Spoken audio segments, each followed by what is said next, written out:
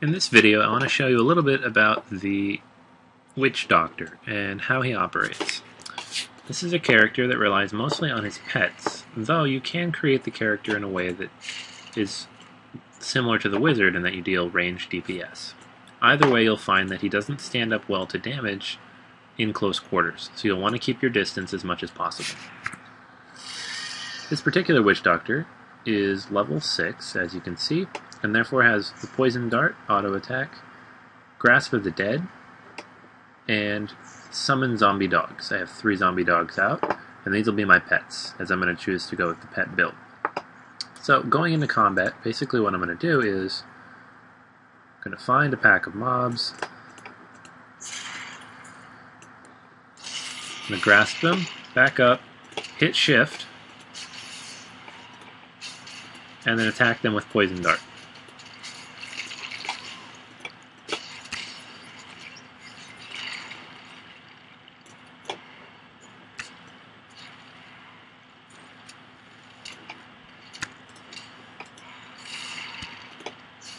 This is an important sequence because, as you can see, I'm not actually in combat. My pets take care of holding aggro, and I just stand back and shoot at them, dealing the majority of damage. An important thing to remember here is that, as it says here, hold shift to attack without moving.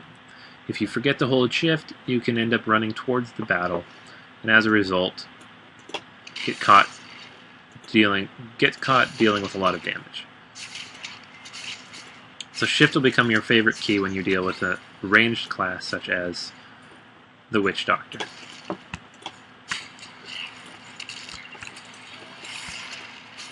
There are options.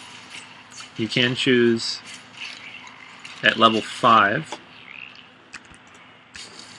different abilities become available, such as instead of Grasp of the Dead, you could choose Fire Bats, which is another pet that comes forth with a swarm of bats that deals extra damage.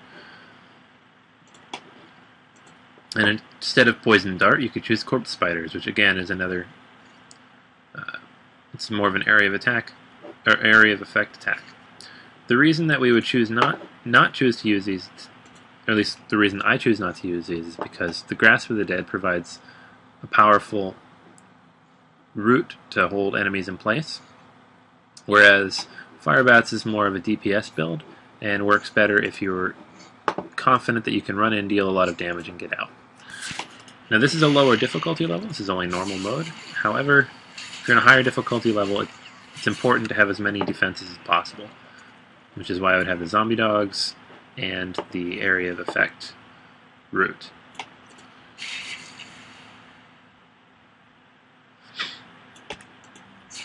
Before you acquire the zombie dogs, for the first 3 levels of the game, you're going to find that you need a lot more time to kill enemies than you will later. However, now that I have them, and later on when I gain the Gargantuan pet, I can deal significant amounts of damage to large numbers of enemies. And the cooldown on the zombie dog's attack is so short that I can fairly quickly call them back if they get killed. Make sure to keep your eye on them as well.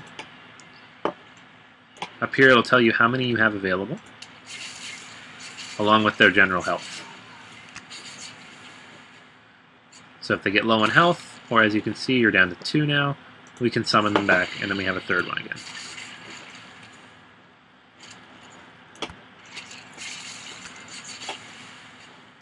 So it takes a little bit more preparation, a little more forethought when running into battle. You can't just run in swinging like you would with a monk or a barbarian. But at the same time, if well played, a Witch Doctor can deal significant amounts of damage that both of those classes can. And you'll get some pretty solid massacre strings as well. Alright? And that is the Witch Doctor at a glance. He will get more complex as you level up. You can get a lot more attacks at your disposal.